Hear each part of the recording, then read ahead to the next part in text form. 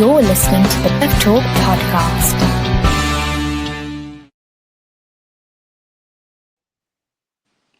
Hello there. You are watching the return of our Turf Talk podcast. We're from Racing Daily, and I am joined by our three special guests tonight: Rory Paddock, John Arnold, and Toby Darby. How are we doing, guys? Yeah, pretty good, mate. Yeah, good, John, thank you. Good. We've got a special episode returning on our podcast tonight in terms of the Cheltenham November meeting. I'm going to guide you through a couple of races on the card on Saturday and Sunday, and then obviously have a hot topic that's been happening in the past week with regards to our jumps racing. So if we want to kick off with the 220 on Saturday, which is the Paddy Power Gold Cup handicap chase in memory this year of Edward O'Grady, run over 2.5 miles. The market in the Paddy Power Gold Cup this year is headed by Jaguar for John Joe O'Neill.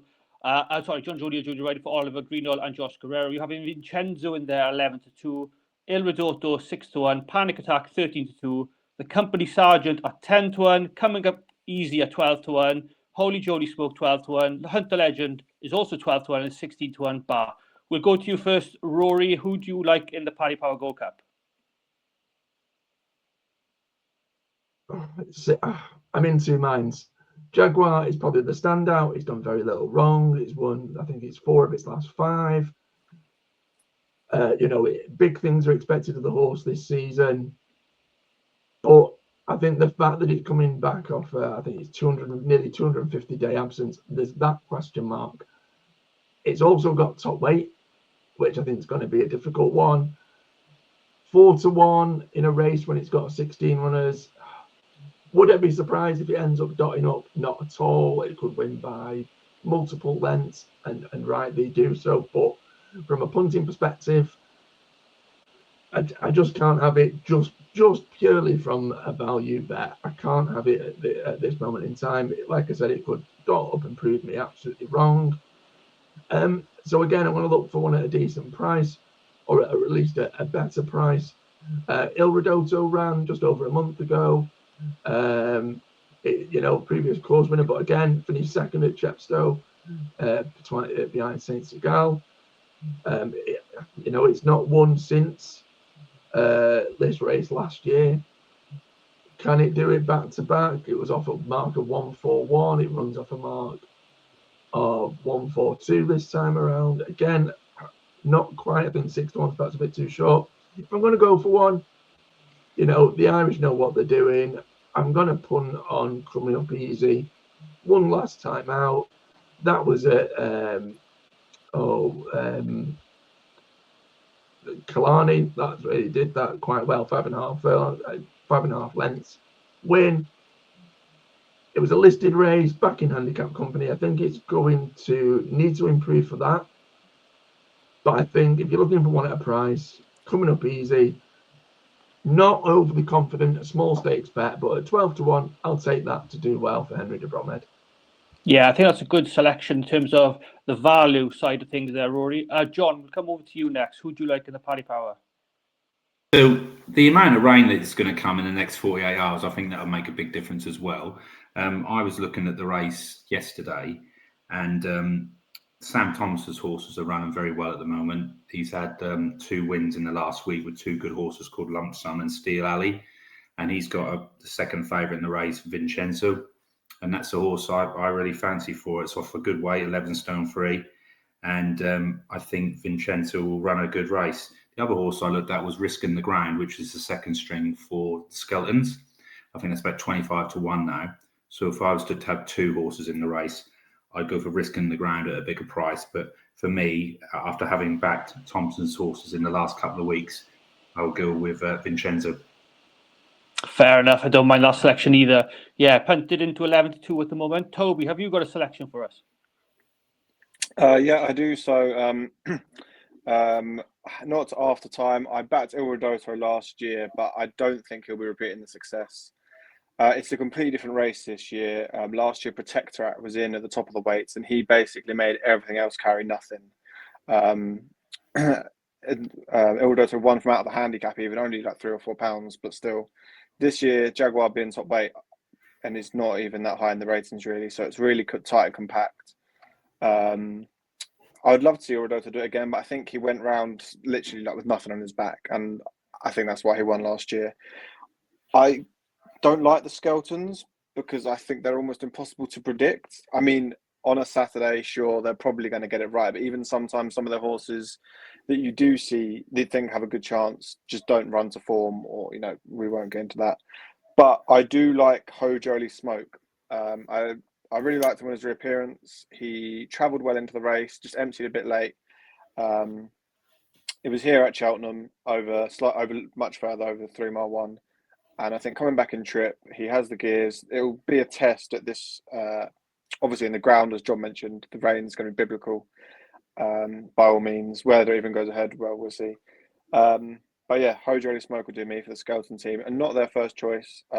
Harry's on Panic Attack, who, as a horse, I've just never been able to get right, really. Good horse, but not for me. Holy Smoke. 3 strong selections there, guys. Yeah, I don't mind any of them picks, to be honest. I think I would take on Jaguar the prices as well. Personally, I don't think he's coming into this race without a prep run, which is not ideal. So I would side with same as Rory. Coming up easy would be my selection as well. Now moving on to Sunday, the second race we're going to look at this weekend from Cheltenham is a Unibet Greatwood Handicap Hurdle Run over 2 miles on the old course. Decks aren't out for this race yet, guys, but we do have a market we can go get stuck into. Headed by Mirabad at 7-1 for the Skeltons. Alexi 8-1 for Joe Tizer, ridden by Brendan Powell. You got Serious Challenge at 8-1. Celtic Dino, the Welsh champion hurdle winner, 10-1 off top weight.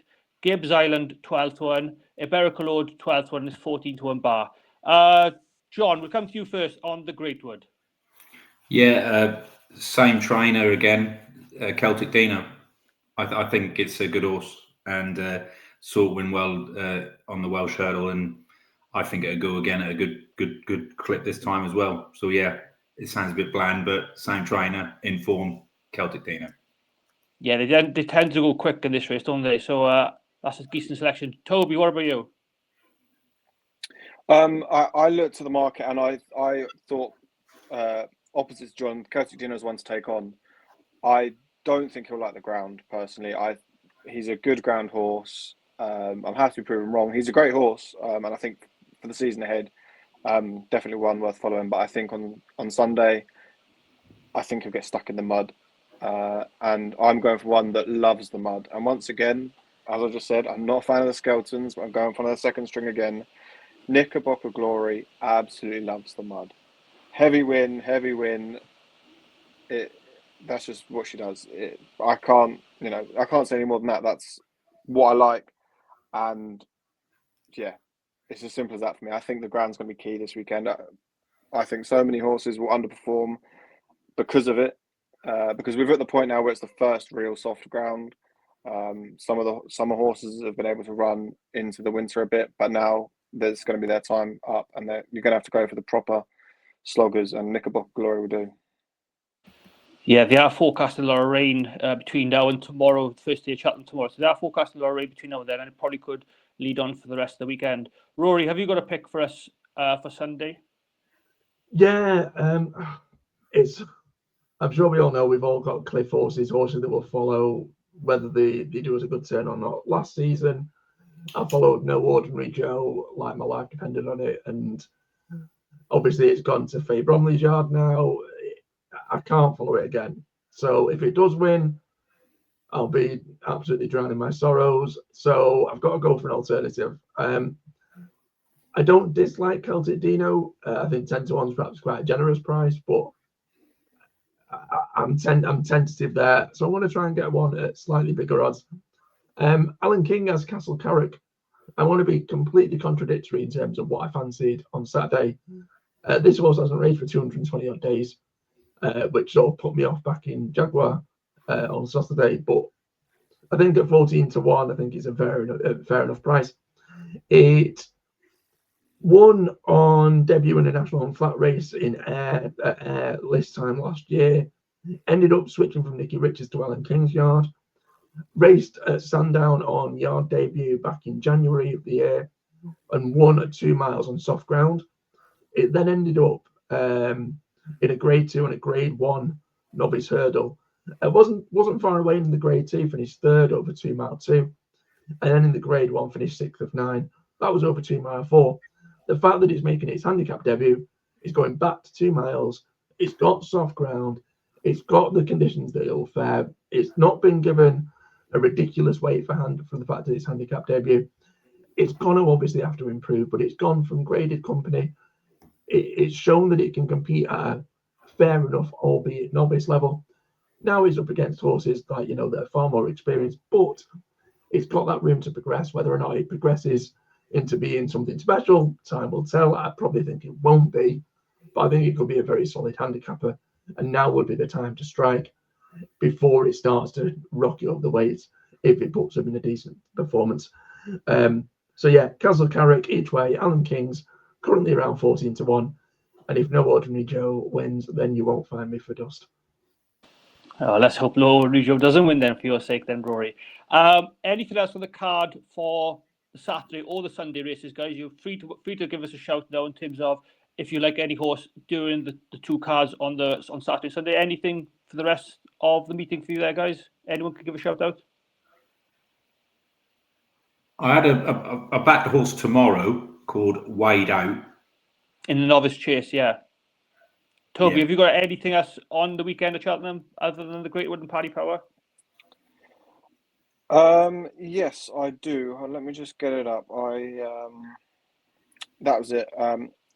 I could be miles off. This horse will either go off 33-1 or it'll go off 6-4. AJ Martin, the man, the myth, the legend, Tony Martin. Hamsian won this last year. There's an intermediate handicap hurdle, 3:30 on Saturday, and he was absolutely hammered in the betting all day long. Went off 6-4 and won as you like. Hardly lifted a leg since, it seems. The king of targeting trainers, getting marks down, and however you see it, it's the same race that they targeted last year. If they go and target it again, then the 8-1 on offer now could look silly, or you could be sat there at 20-1 on the day, and you just know that today's not the day. But that was my thoughts. Fair enough. And Rory, have you got anything else for the weekend of Cheltenham before we move on to our hot topic? Yeah, I mean, whether or not this podcast comes out in time, but tomorrow on the Friday opening day, 3:30, it's the Albert Bartlett Novices Hurdle. It's a Grade 2. Heads Up is John McConnell's horse. Won well, I think it was around 50 days ago. Is potentially a horse that, it was the runner-up in the Champion Bumper. I think it's one that I'd probably be happy to follow for the season. The fact that it doesn't perhaps come from I say this with respect, well-known powerhouse yard, shall we say, means that you'll probably end up getting a slightly more generous price than the horse deserves. It is currently 5-2 favourite, so but you're not going to end up breaking the bank. But I think that horse could potentially be a serious contender at the novice level. Hopefully, now it's up in sort of class in regards to what it's done so far over hurdles. Hopefully, it can prove that it deserves to be there. Heads Up, 5-2 favourite, small stakes win, 3:30 on Friday. The horse that came third in the Champion Bumper won well today in Ireland, Cocktail Brew. Yeah, the form lines are there. Absolutely, yeah. Well said. So there we are, guys. They're the naps as such and the best from the panel. We're going to move on now to a hot topic that's been happening in the jumps racing world. Well, UK jumps racing world, I should say, over the past week. I'm going to move on now in terms of the chasing excellence topic. I've got a little note in here which I'd like to just read out. And we'll go around the panel again. We'll start off with Toby this time. Toby, is this chasing excellence, the beginner's chase, chasing excellence title as the name in it, is it working at the moment in the UK? And I say this with a pinch of salt because there's been a few notable lack of runners, I'd say, across the UK and beginners chases races of late. There have been a couple of walkovers, which is a shame. Even some two-runner races, which is not a good sign. Is there just too much racing for these novices, or is ground conditions not helping at the moment? What do you think? It's a mixture of all of it, to be fair. I would love nothing more than to walk into BHA tomorrow morning and just rip up the fixture book and just start again. Tough decisions need to be made somewhere. Who's going to make them? Maybe nobody, and it'll be too late. But there's obviously too many races, not just for beginners chases, but as we're on the topic, beginners chases, I don't see how and other people may not have this opinion, but I can't see how you can allow a horse to run in a novice handicap based off its hurdle rating. It's a completely different discipline, right? You have Gold Cup horses and you have stayers hurdlers, and they're not going to switch in between the two. And when they do, they have different marks because they're not as good in one discipline as the other. So if you've got to just don't let novice chasers run in a novice handicap chase off of their hurdle mark. Make them turn up in beginners chases, because we obviously need them in beginners chases. Once they've got a chase mark, even if it's after one run, the minute you don't need any run, you can just use your hurdle mark. It just seems ludicrous to me. I mean, and to say the walkovers and the 2-runner races and so on, it's a bit of the ground. It's a bit of people being a little bit, maybe they've had, because we've only just got the wet ground, maybe they've not brought their horses in, to train so early. So, I'm sure there's other things as well, but we all know really that the fixture list's a problem. Rory, I think Toby summarised it absolutely really well there. Do you have a view on this particular topic? Yeah, I mean, well, I'm just going to echo what Toby says, but I think it's more of an epidemic just in terms of a wider scale. You can focus on the novice chase division, but I think it's racing in general. Not going to start getting on a soapbox too early when it's just, we're only just back in terms of the Turf Talk podcast. But, I think one of the things that I think a lot of people, let's just focus on national hunt racing. You end up going to Cheltenham, you end up with the Presbyterian Cup, Ireland dominate, and you see how well they do. All right, they've got Willie Mullins, they've got Gordon Elliott, they've got powerhouse stables with powerhouse owners, Rich Ritchie, Michael O'Leary, etc. But you look at it and you go, right, well, hang on a minute. Racing in Ireland perhaps is 3-4 days a week at most. What are they doing that we're not doing over here in the UK? They're doing something, all right, yes, you've got to see where they're getting the horses from, they've got the cream of the crop, etc. But I think, like anything, less is more, and I know it's probably something that has been said and muted a long time in terms of racing. But you look at the field sizes in Irish racing as well. Whether it's a maiden hurdle, you've got 15, 16 runners most times. You're shocked if you see an Irish race. There's either a handicap or a novice race or a maiden race that has less than double figures, and because of that, you've seen horses have to compete.